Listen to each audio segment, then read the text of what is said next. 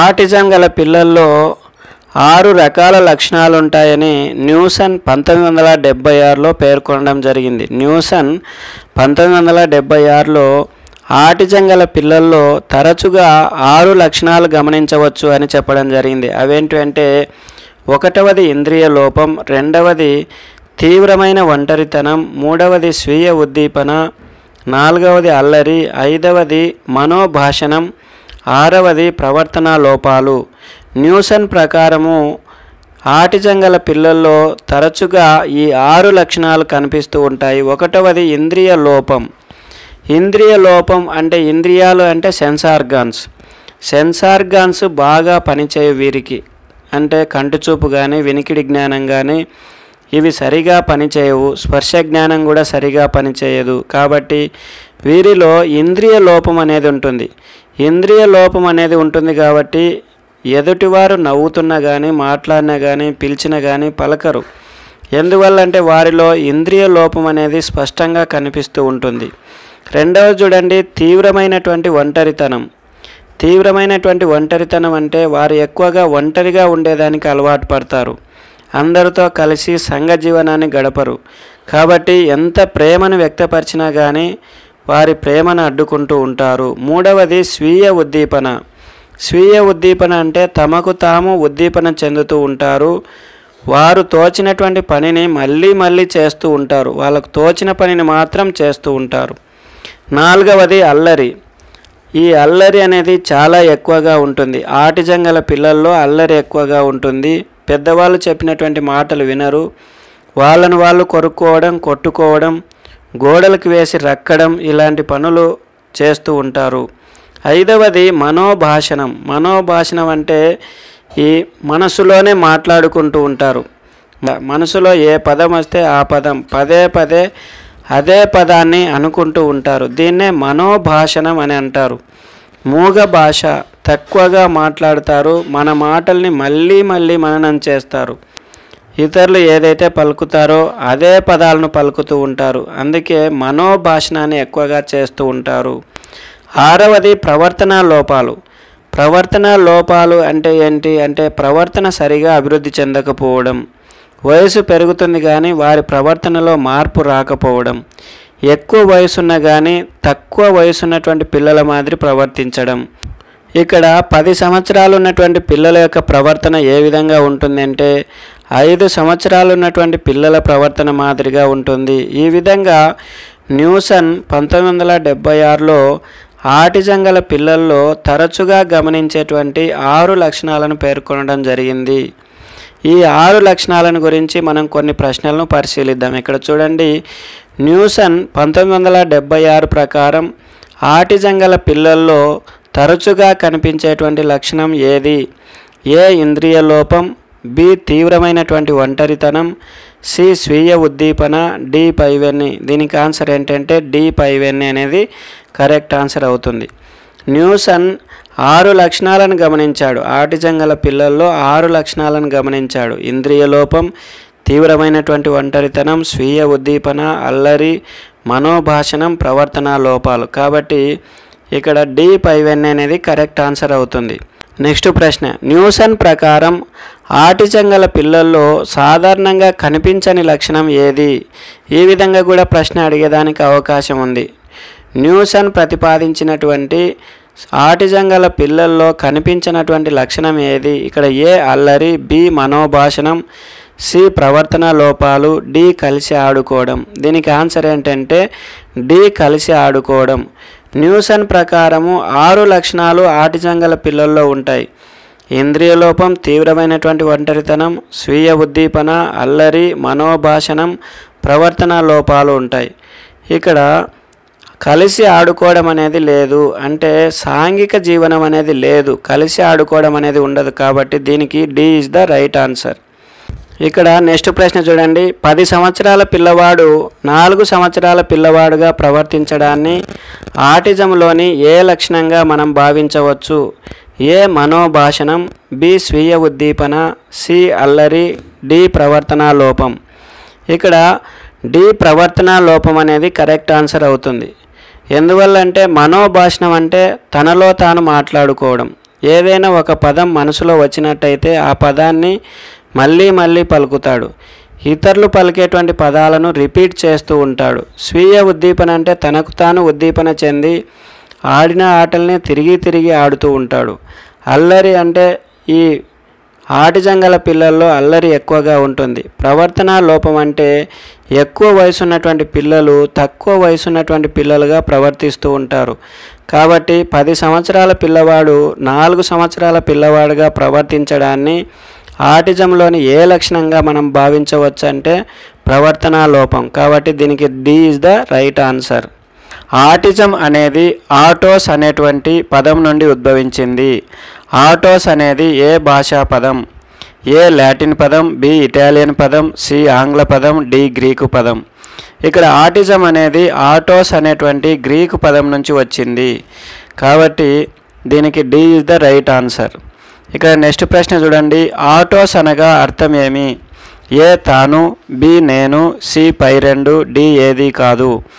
Autos అంటే అర్థం ఏంటంటే తాను లేదా నేను అనే అర్థం. కాబట్టి సి పై రెండు అనేది కరెక్ట్ ఆన్సర్ అవుతుంది. ఇక్కడ నెక్స్ట్ ప్రశ్న చూడండి. ఆటిజం అనేది ఏ శారీరక వైకల్యం, బి మానసిక వైకల్యం, సి బుద్ధిమాంద్యం, డి అంటువ్యాధి.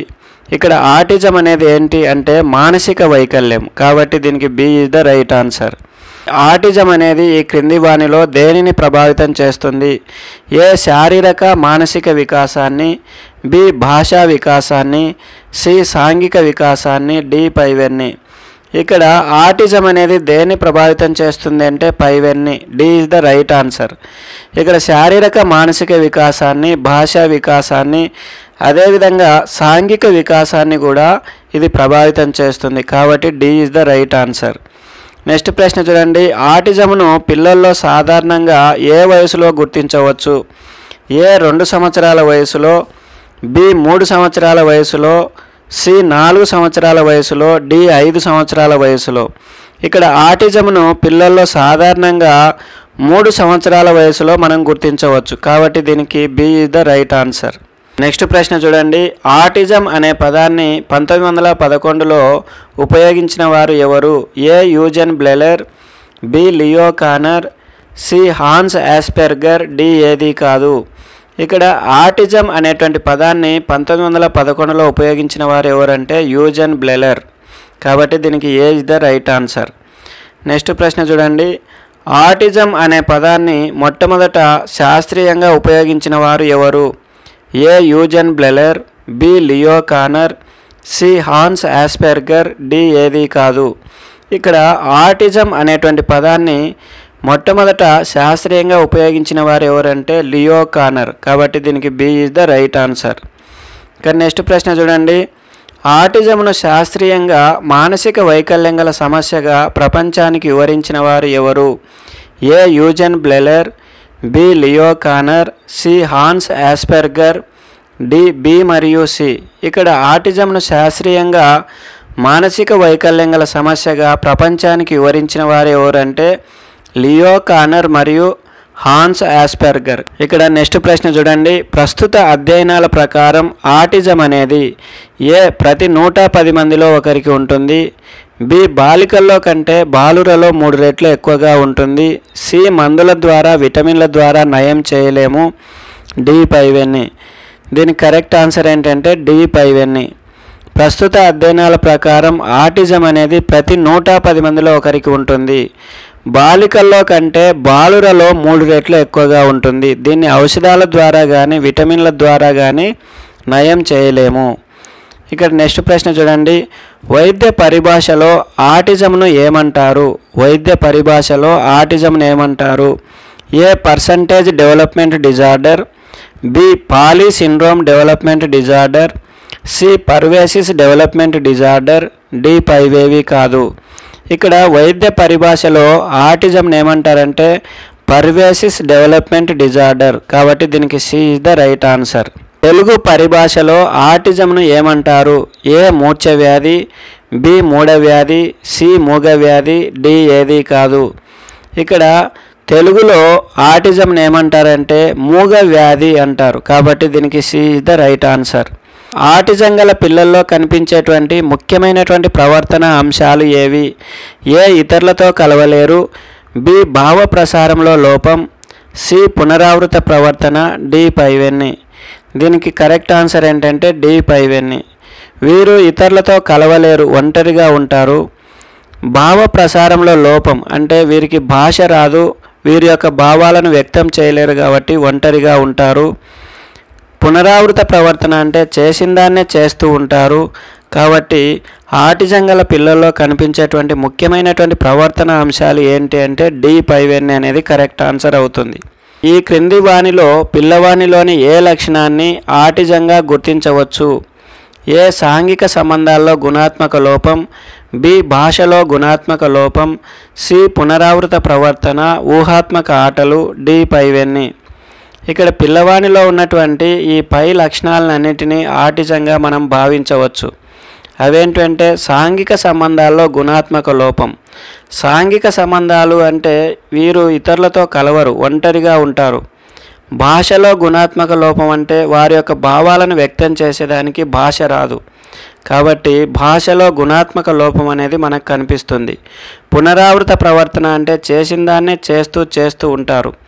ఊహాత్మక ఆటలు అంటే వారి మనసుకు తోచినటువంటి ఆటలను ఆడుతూ ఉంటారు, పదే అదే ఆటలను ఆడుతూ ఉంటారు. కాబట్టి డి పైవన్నీ అనేది కరెక్ట్ ఆన్సర్ అవుతుంది. నెక్స్ట్ ప్రశ్న చూడండి. ఆధునిక పరిశోధనల ప్రకారం ఆటిజం అనేది ఏ మానసిక వైకల్యం, బి నాడీ వైకల్యం, సి బుద్ధిమాంద్యం, డి ఏది కాదు. ఇక్కడ ఆధునిక పరిశోధనల ప్రకారం ఆటిజం అనేది నాడీ వైకల్యంగా గుర్తించడం జరిగింది కాబట్టి దీనికి B is the right answer. ఈ క్రింది వాటిలో ఏ కారణాల వల్ల ఆటిజం రాదు? ఏ నాడీ రసాయన అపసవ్యతల వల్ల, బి గర్భస్థ శిశువుకి ఇన్ఫెక్షన్ల వల్ల, సి క్రోమోజోముల అపసవ్యత వల్ల, డి మెండేలియన్ మార్పు వల్ల లేదా ఏక క్రోమోజోమ్ వల్ల. ఇక్కడ ఏ కారణాల వల్ల ఆటిజం రాదు అంటే మెండేలియన్ మార్పుల వల్ల లేదా ఏక క్రోమోజోముల వల్ల ఆటిజం రాదు కాబట్టి దీనికి D is the right answer. నాడీ రసాయన అపసవ్యతల వల్ల వస్తుంది, గర్భస్థ శిశువుకి ఇన్ఫెక్షన్ల వల్ల వస్తుంది, క్రోమోజోముల అపసవ్యతల వల్ల కూడా వస్తుంది. మెండేలియన్ మార్పు లేదా ఏక క్రోమోజోముల వల్ల రాదు. మెండేలియన్ మార్పు ఏక క్రోమోజోముల మార్పు అంటే కనుక క్రోమోజోములలో ఎలాంటి మార్పు ఉండదు, ఒకే క్రోమోజోమ్ ఉంటే దాంట్లో మార్పు అనేది ఉండదు కాబట్టి ఇక్కడ మెండేలియన్ మార్పు లేదా ఏక క్రోమోజోముల వల్ల ఆటిజం రాదు కాబట్టి D is the right answer. 1943లో మొట్టమొదట మెంటల్ రిటార్డేషన్ కలిగి ఉన్నటువంటి పిల్లల సమూహాన్ని గమనించి వారు కల్పితమైనటువంటి మాటలు మాట్లాడతారని గమనించిన వారు ఎవరు? A Leo Kanner, B Victor Lotter, C Cohen, D none ఏది కాదు. ఇక్కడ లియో కానర్ అనేటువంటి వైద్యుడు మెంటల్ రిటార్డేషన్ కలిగి ఉన్నటువంటి పిల్లల సమూహాన్ని గమనించారు. ఈ పిల్లలు కల్పితమైనటువంటి మాటలు మాట్లాడతారని ఆయన మొట్టమొదట గమనించడం జరిగింది కాబట్టి A is the right answer. ఇక్కడ నెక్స్ట్ ప్రశ్న చూడండి. భారతదేశంలో ఆటిజం అనేటువంటి పేరు ఏ సంవత్సరంలో వాడుకలోకి వచ్చింది? భారతదేశంలో ఆటిజం అనేటువంటి పేరు ఏ సంవత్సరంలో వాడుకలోకి వచ్చింది? ఏ 1957, బి 1958, సి 1959, డి 1960. దీనికి ఆన్సర్ ఏంటంటే 1959. భారతదేశంలో ఆటిజం అనేటువంటి పేరు ఏ సంవత్సరంలో వాడుకలోకి వచ్చిందంటే 1959లో. నెక్స్ట్ ప్రశ్న చూడండి. మన దేశంలో ఆటిజం నిర్ధారణ కేంద్రాలు ఎప్పటి నుండి అమల్లోకి వచ్చాయి? ఆటిజం నిర్ధారణ కేంద్రాలు ఎప్పటి నుండి ప్రారంభమయ్యాయి?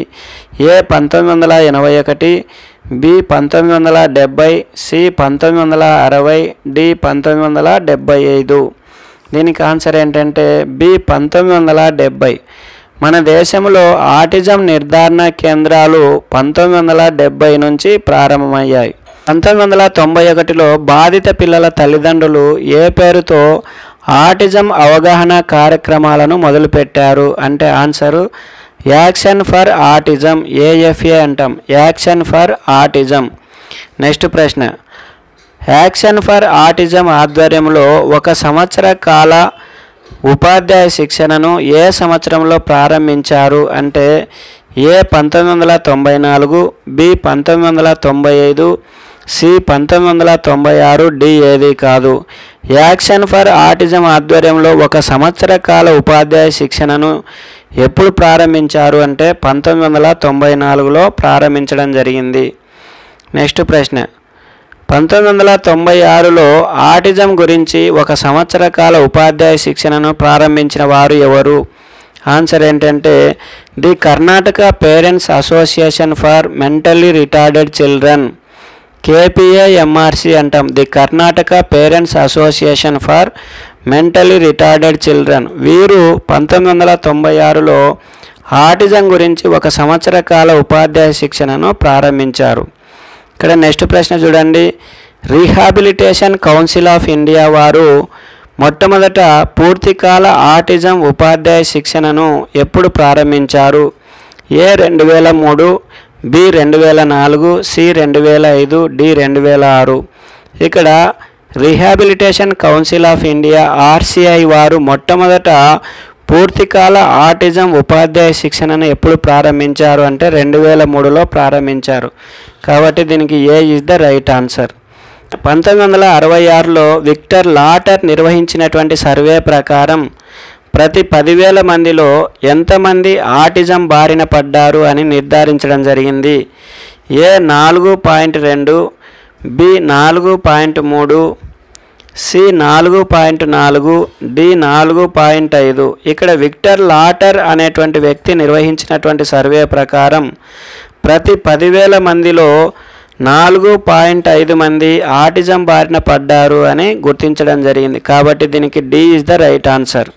సెంటర్ ఫర్ డిసీజ్ కంట్రోల్ ప్రకారం ఎంతమంది పిల్లల్లో ఒకరికి ఆటిజం ఉంటుందని RCI వివరించింది? ఏ 500 మందిలో ఒకరు లేదా 166 మందిలో ఒకరికి, బి 1000 మందిలో ఇద్దరికి లేదా 166 మందిలో ఒకరికి, సి 500 మందిలో ముగ్గురికి, డి ఏ మరియు బి. దీనికి ఆన్సర్ ఏంటంటే డి ఏ మరియు బి. ఇక్కడ సెంటర్ ఫర్ డిసీజ్ కంట్రోల్ ప్రకారము ప్రతి 500 మందిలో ఒకరికి లేదా 166 మందిలో ఒకరికి ఆటిజం ఉంటుంది. అదేవిధంగా 1000 మందిలో ఇద్దరికి లేదా 166 మందిలో ఒకరికి ఆటిజం అనేది ఉంటుంది అని నిర్ధారించడం జరిగింది. కాబట్టి D is the right answer. ఆటిజంపై చురుకుగా పనిచేస్తున్నటువంటి పూణేలోని పేరెంట్స్ అసోసియేషన్ ఏది? A autism society West Bengal, B JYOT Goa, C pathways, D catch. ఇక్కడ ఆటిజం సొసైటీ వెస్ట్ బెంగాల్, ఇది వెస్ట్ బెంగాల్లో ఉంది. JYOT గోవా, ఇది గోవాలో ఉంది. ఇక్కడ ఆటిజంపై పనిచేస్తున్నటువంటి పూణేలోని పేరెంట్స్ అసోసియేషన్ ఏదంటే పాత్వేస్. కాబట్టి దీనికి C is the right answer. ఇక్కడ క్యాచ్ అనేది భువనేశ్వర్కు సంబంధించినది. క్యాచ్ అనేది భువనేశ్వర్లో ఉంది, పాత్వేస్ అనేది పూణేలో ఉంది. ఇక్కడ JYOT గోవా ఇక్కడ ఇవ్వడం జరిగింది, ఆటిజం సొసైటీ వెస్ట్ బెంగాల్. కాబట్టి దీనికి C is the right answer. భారత జనాభాలో ఆటిజం ప్రభావం ఎలా ఉంది? ఏ ప్రతి 500 మంది పిల్లల్లో ఒకరు అంటే 0.2% మంది ఆటిజం కలిగి ఉన్నారు. బి జనాభాలో మొత్తం 21,60,000 మందికి ఉంది. సి సంవత్సరంలో 11,914 మంది, నెలకు 250 మంది, వారానికి 57 మంది, రోజుకి 8 మంది, గంటకు 1.4 మంది ఆటిజంకు గురి అవుతున్నారు. డి పైవన్నీ. ఇక్కడ భారత జనాభాలో ఆటిజం ప్రభావం ఎలా ఉంది అంటే డి పైవన్నీ అనేది కరెక్ట్ ఆన్సర్ అవుతుంది. ప్రతి 500 మంది పిల్లల్లో ఒకరు అంటే 0.2% ఆటిజంను కలిగి ఉన్నారు. అదేవిధంగా జనాభాలో మొత్తం 21,60,000 మందికి ఆటిజం ఉంది. ఆటిజంకు గురి అవుతున్నటువంటి వారిలో సంవత్సరంలో 11,914 మంది, నెలకు 250 మంది, వారానికి 57 మంది, రోజుకు 8 మంది, గంటకి 1.4 మంది ఆటిజంకు గురి అవుతున్నారు. కాబట్టి D is the right answer. సాధారణంగా ఎక్కువగా కనపడే ఆటిజం రకం ఏది? A Rett's disorder, B autistic disorder, C Asperger's disorder, D childhood disintegrated disorder. ఇక్కడ సాధారణంగా ఎక్కువగా కనిపించేటువంటి డిజార్డర్ ఏంటంటే ఆటిస్టిక్ డిజార్డర్. కాబట్టి దీనికి B is the right answer. Next ప్రశ్న చూడండి. అరుదుగా కనిపించేటువంటి ఆటిజం రకం ఏది? A Rett's disorder, B autistic disorder, C Asperger's disorder, D childhood disintegrated disorder. దీనికి ఆన్సర్ ఏంటంటే రట్స్ డిజార్డర్. కాబట్టి A is the right answer. అరుదుగా కనిపించేటువంటి ఆటిజం రకం ఏదంటే రట్స్ డిజార్డర్. ప్రమాదకరమైనటువంటి ఆటిజం రకం ఏది? A Rett's disorder, B Asperger's disorder, C childhood disintegrated disorder, D A and C. ఇక్కడ D is the right answer అవుతుంది. ఏ మరియు సి ఈ రెండు ప్రమాదకరమైనటువంటి ఆటిజం రకాలు. Rett's disorder, childhood disintegrated disorder ఈ రెండు ప్రమాదకరమైనవి. ప్రమాదకరం కాని ఆటిజం రకం ఏది? A Rett's disorder, B autistic disorder, C Asperger's disorder, D B మరియు సి. ఇక్కడ బి మరియు సి అనేది డి అనేది కరెక్ట్ ఆన్సర్. ఎందువల్ల అంటే ఆటిస్టిక్ డిజార్డర్ కానీ అస్పర్జర్స్ డిజార్డర్ కానీ ఈ రెండు ప్రమాదకరం కాని ఆటిజం రకాలు. కాబట్టి దీనికి D is the right answer. Next ప్రశ్న చూడండి.